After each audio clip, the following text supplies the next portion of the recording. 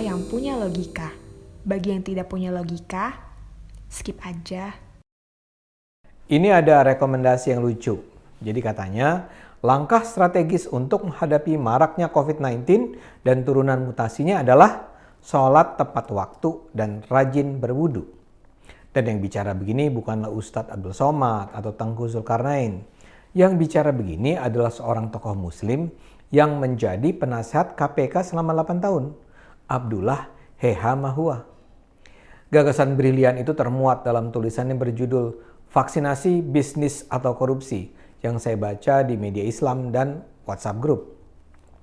Jadi menurutnya untuk melawan COVID-19 ada 6 langkah strategis yang harus dilakukan umat Islam. Pertama, lelaki dan perempuan yang bukan mahram tidak bersalaman. Kedua, tidak ada budaya cipika-cipiki di antara mereka yang bukan mahram. Ketiga, bagi muslimah gunakan cadar. Keempat, sholat di awal waktu secara disiplin. Kelima, usahakan untuk selalu berwudu. Keenam, mengkonsumsi makanan yang memenuhi syarat 4 sehat, 5 sempurna, dan 6 halal. Segenap rekomendasi ini jelas bermasalah. Misalnya saja soal bersalaman dan cipika-cipiki dengan yang bukan mahram. Oh ya, bagi yang tidak kenal istilah Islam, mahram itu adalah lawan jenis yang sedarah atau berada dalam ikatan pernikahan. Jadi adik perempuan saya adalah mahram, istri saya adalah mahram. Lalu apa hubungannya dengan protokol COVID? Bahkan dengan istri pun, saya sebaiknya tidak berpelukan atau berciuman kalau istri saya baru saja datang dari luar rumah. Kemudian soal cadar. Kok seolah yang menyebarkan virus adalah hanya perempuan, sehingga sebaiknya menggunakan cadar. Bagaimana dengan pria?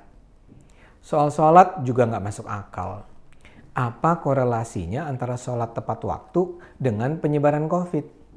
Saat ini kan sudah banyak ulama dan ustadz yang terkena COVID. Apakah kita layak bercuriga bahwa mereka tidak sholat tepat waktu? Saya sendiri sih sebagai muslim menjalankan sholat 5 waktu. Tapi jelas saya sholat bukan untuk menghindari COVID. Tidak ada sedikit pun elemen sholat yang mencegah penyebaran COVID pada tubuh kita. Demikian pula wudhu. Untuk membuang virus itu, kita tidak cukup hanya membersihkan tangan dengan air, tapi juga dengan sabun. Yang lumayan oke sih, saran ke-6, makan 4 sehat, 5 sempurna.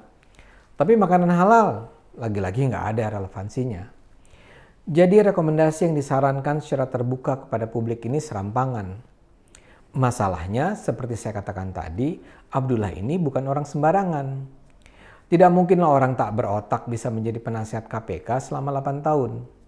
Dan sekarang juga dia disebut sebagai salah satu calon anggota Majelis Syuro Partai Masyumi yang baru saja didirikan. Jadi kenapa dia sedemikian sembarangan? Saya rasa jawabannya sederhana. Karena dia tidak ingin pemerintah Jokowi berhasil. Mudah-mudahan saya tidak terlihat berlebihan ya. Abdullah Heha Mahua ini terkenal garis keras anti Jokowi.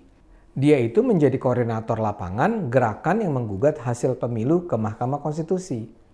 Ketika gugatannya ditolak, dia bilang dia akan membawa kasus itu ke Mahkamah Internasional. Abdullah juga menyatakan Jokowi seharusnya ditahan karena korupsinya selama masa jabatan 2014-2019. April tahun lalu, Abdullah mengajukan uji materi Perpu COVID-19 ke Mahkamah Konstitusi. Perpu itu disebutnya sebagai korupsi politik karena pemerintah tunduk pada kepentingan konglomerat dan elit politik busuk. Jadi sikapnya konsisten anti Jokowi. Namun rupanya ini menular pada cara sikapnya mengenai perang melawan COVID. Dan ini membahayakan. Sikap ini bisa mempengaruhi masyarakat, terutama umat Islam, untuk menolak langkah-langkah penanganan COVID yang dijalankan pemerintah. Seperti terbaca dalam judul tulisannya, Abdullah mengajak masyarakat untuk curiga bahwa vaksinasi yang dijalankan pemerintah adalah strategi dagang atau korupsi. Dia sebenarnya tidak menulis dengan argumen yang sama sekali nggak bisa diterima. Abdullah misalnya secara baik menjelaskan bahwa masyarakat tidak boleh terlalu berharap bahwa vaksinasi adalah kekuatan yang ampuh untuk menghabisi sama sekali COVID-19.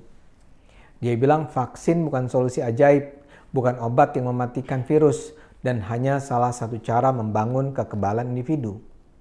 Menurutnya tidak ada vaksin yang memberi perlindungan sempurna. Tidak ada pandemi yang selesai hanya dengan vaksinasi.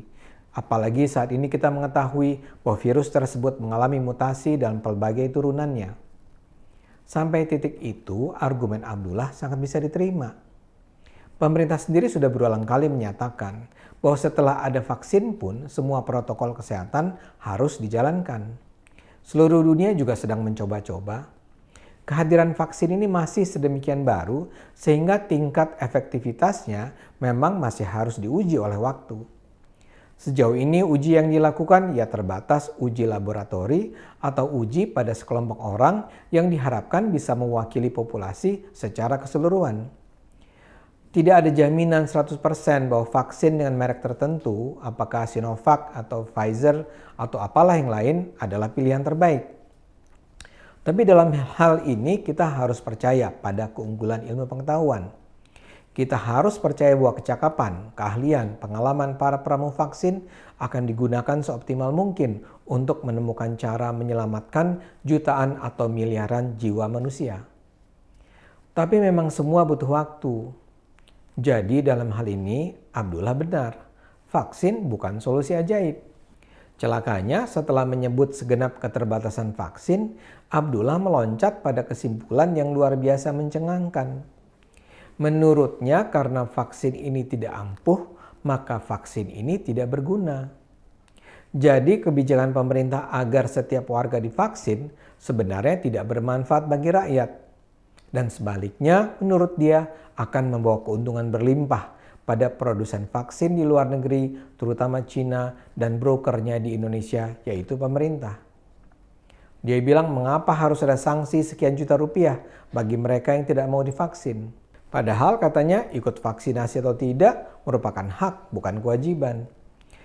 Dia juga menekankan bahwa dana yang disediakan untuk impor vaksin ini mencapai 143 triliun rupiah.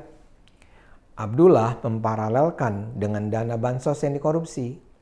Katanya kalau Menteri Sosial mengutip Rp10.000 dari setiap paket bantuan sosial, berapa triliun rupiah yang bisa dikorupsi dari impor vaksin ini?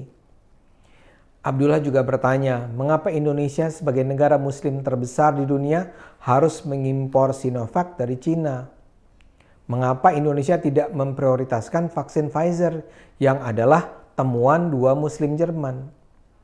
Argumen terakhir ini tentu menjengkelkan. Apa hubungan agama penemu vaksin dengan pilihan vaksin? Ada banyaklah penjelasan kenapa Indonesia memprioritaskan Sinovac. Tapi salah satu yang sangat relevan dengan kita adalah soal penyimpanan vaksin. Vaksin Sinovac lebih mudah disimpan di lemari es dengan standar suhu 2-3 derajat Celcius yang dapat bertahan selama 3 tahun.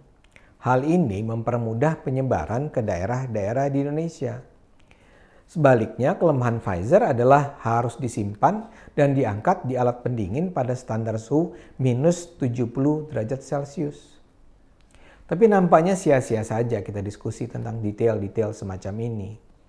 Abdullah nampaknya memang hanya ingin menjelekkan program vaksinasi ini, karena ini adalah program pemerintah Jokowi dan semua yang datang dari Jokowi harus ditolak. Kebencian terhadap Jokowi telah membuat hati Abdullah tertutup. Kenyinyiran Abdullah persis seperti kenyinyiran Ripka Ciptaning. Mereka datang dari dua kubu berbeda, tapi dengan kebencian pada Jokowi yang sama. Mudah-mudahan mayoritas warga Indonesia masih punya cukup akal sehat untuk mengabaikan omong kosong Abdullah dan Ripka. Kita terus gunakan akal sehat, karena hanya dengan akal sehat hidup kita bermanfaat.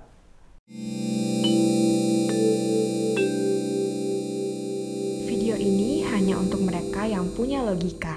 Bagi yang tidak punya logika, skip aja.